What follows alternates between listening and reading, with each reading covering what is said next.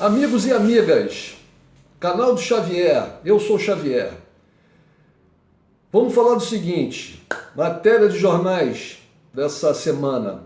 Depois das catástrofes, melhor dizendo, em Petrópolis, cada caso individual, de cada morte, de cada pessoa desalojada, né, de cada parente que perdeu um ente querido, é uma catástrofe individual. Então a gente pode dizer que são várias as catástrofes em Petrópolis.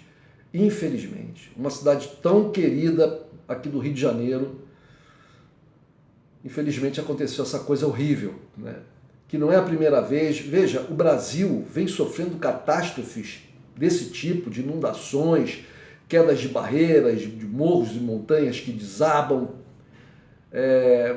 corriqueiramente, um atrás do outro, né? Todo verão, praticamente, em algum lugar do Brasil, acontece uma catástrofe dessas. Aí as pessoas falam, não, é o aquecimento global.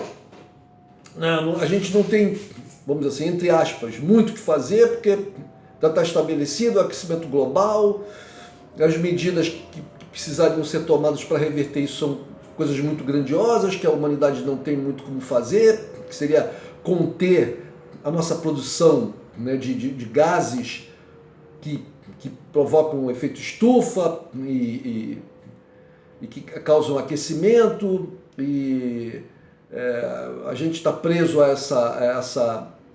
a esse modelo, né, de utilização de combustíveis fósseis. A mudança é uma coisa que ainda vai levar tempo, etc. Bom, isso é uma outra discussão.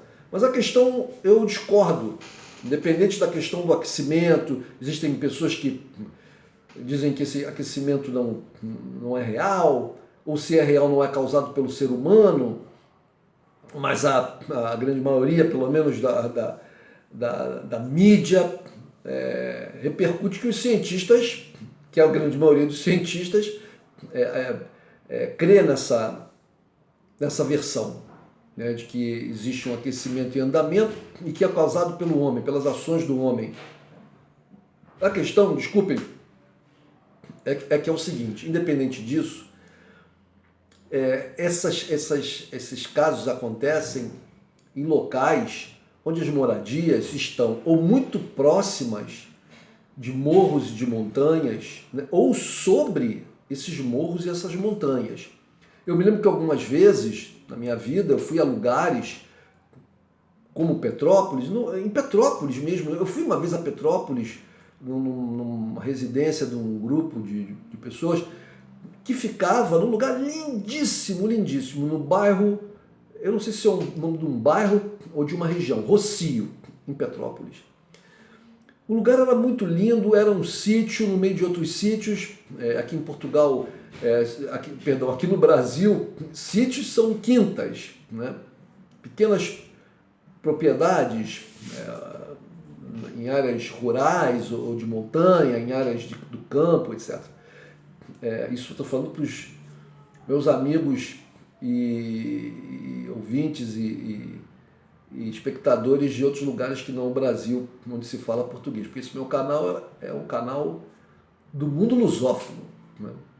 Pois bem, então nesse lugar chamado Rossio,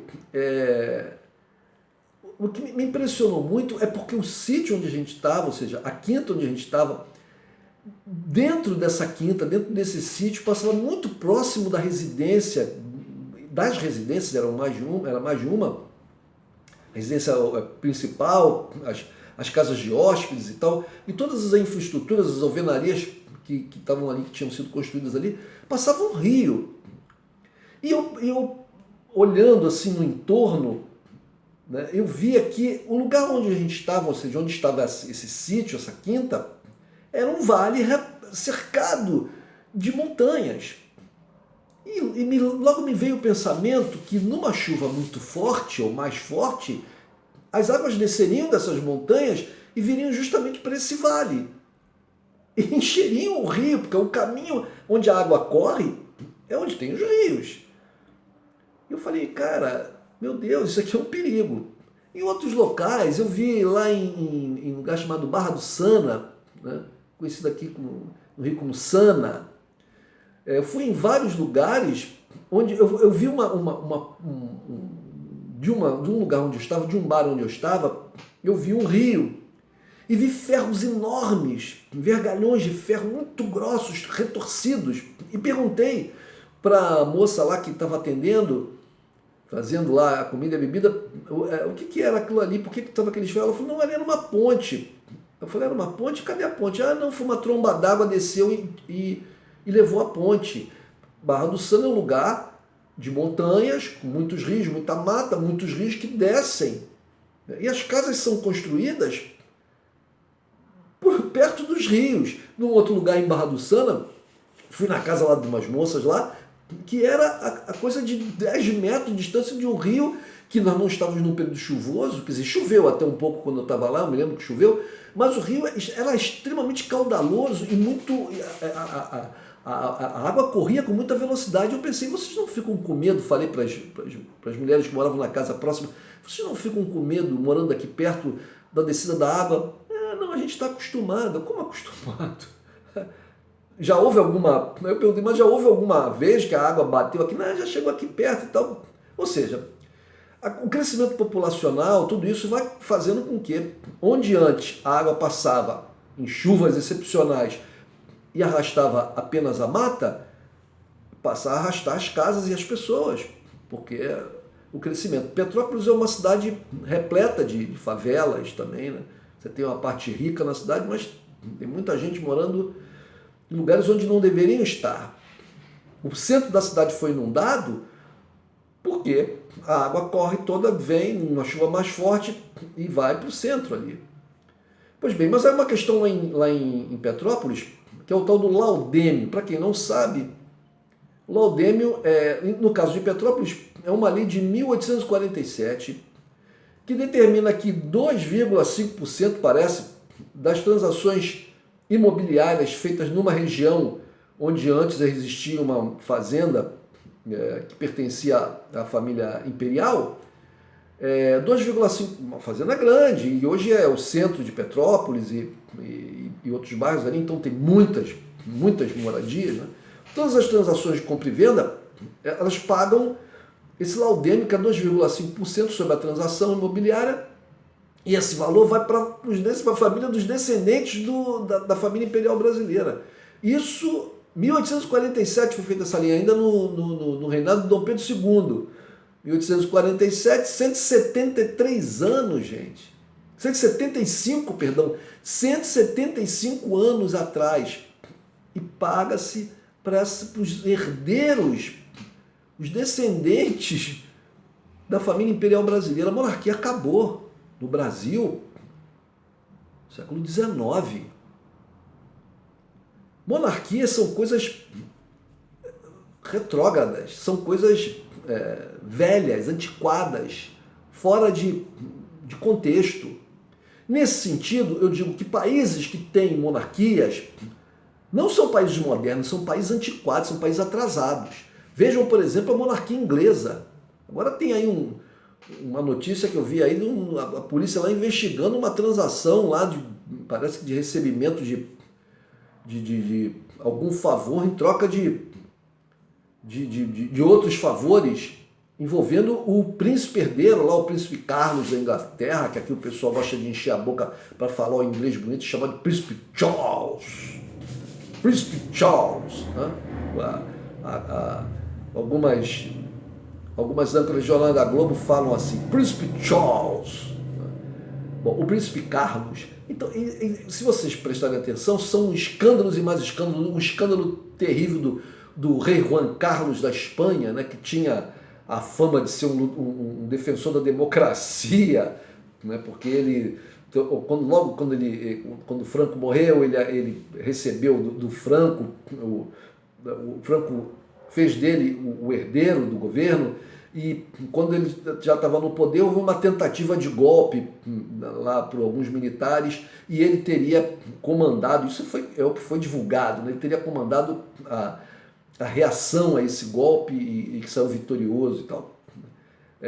Mas esse príncipe Carlos, esse príncipe rei Juan Carlos da Espanha, que tinha o título de diretor honorário lá da WWF, uma organização de caráter ambientalista mundialmente conhecida, ele foi descoberto que ele estava numa caçada a elefantes. Você veja que coisa mais boçal, que coisa mais atrasada. Matar um animal como um elefante, um animal gigantesco, maravilhoso. E para quê? Para comer? Não. Até porque o rei não precisa de não estar passando fome. Não, só para ostentar as presas, ostentar depois subir em cima do elefante com um rifle. Ó, eu matei um elefante, olha só que coisa mais atrasada. E descobriu-se também ali porque ele teve uma queda e quebrou a bacia. E descobriu-se também que ele estava acompanhado de uma mulher que era amante dele, quer dizer, toda aquela farsa da família real, né, bonitinha ali, tudo farsa. Então, o cara que fazia papel de diretor de uma instituição mundial de defesa do meio ambiente, o que ele fazia era caçar elefantes, né? Então, são essas monarquias. Você veja a monarquia do Japão, que foi protegida pelos norte-americanos na Segunda Guerra porque cometeram crimes de guerra bárbaros. Os americanos protegeram a monarquia japonesa, manteve eles lá no poder, mas também dominou, né? Está lá com base militar. Os japoneses hoje são dominados pelos norte-americanos, né? Pelos norte-americanos. Mas os americanos protegeram, porque eles deveriam ser julgados como foi o Hitler e sua trupe na Alemanha, por crimes de guerra. Eles fizeram tudo que os alemães fizeram, campos de concentração, fizeram atacaram civis, fizeram barbaramente, pegaram garotas, meninas, né? Milhares, para fazer delas prostitutas para os soldados japoneses, meninas coreanas e chinesas. Por isso os coreanos e chineses têm uma mágoa muito grande dos japoneses. Então, isso é monarquia. Agora, essas monarquias ficam querendo dar lição de moral no campo da democracia para outros países. Aí chamam lá o Putin de ditador, que na Rússia não tem democracia, porque o Putin estaria 20 anos no poder. A rainha da Inglaterra está há 70 anos no poder. Eu acho que tomou posse em 52. Ela é chefe de Estado. Como na Inglaterra você é parlamentarista, o povo não elege nem o chefe de Estado, nem o chefe de governo. O povo não elege. Que democracia é essa? Nos Estados Unidos, dois partidos se revezam no poder há sei lá quanto tempo, dois partidos que são muito próximos ideologicamente. Hoje em dia parece que estão se distanciando um pouquinho. O que não dá opção para o povo, o povo não tem muita opção. Então são esses dois partidos que se revezam. Né? Isso é uma democracia também, com um poderio econômico imenso, comandando as eleições. Né? Na eleição do George Bush, né, que ele ganha pelo colégio eleitoral, a gente descobriu, e muitos americanos, que nem sequer é a maioria dos votos que elege o presidente, mas o colégio eleitoral. O colégio eleitoral. Então, que democracia são os Estados Unidos? Que democracia é a Inglaterra? Que democracia é o Japão, por exemplo? Para atacarem a Rússia e dizerem que lá não tem democracia. É a famosa russofobia, que é disseminada pela mídia internacional, a mídia, ou média, os média, como dizem em Portugal, dos países do mundo, inclusive no Brasil e em Portugal, é dominado pela ideologia norte-americana, né? E que se espraia pela Inglaterra, pela OTAN, lá no Oriente pelo Japão, pela Coreia do Sul e tal. Então, é isso. É mais uma vez a inversão dos fatos. Eu não estou aqui dizendo que a Rússia é uma democracia, a democracia padrão que deve ser imitada, que deve ser copiada. Eu não estou dizendo isso. Eu estou falando que aqueles que atacam a Rússia e outros países como a Cuba, como Venezuela, né, não tem moral para falar sobre democracia. Não tem moral. As pessoas no mundo, no Brasil, Portugal e outros países em outros lugares do mundo pensam que os Estados Unidos são o exemplo máximo de democracia. É isso que eles procuram passar para as pessoas, mas não é verdadeiro. É isso, gente. A russofobia domina a mídia, prestem atenção, não acreditem em tudo que vocês leem no jornal, veem nas mídias sociais, etc. Ok? Um abraço.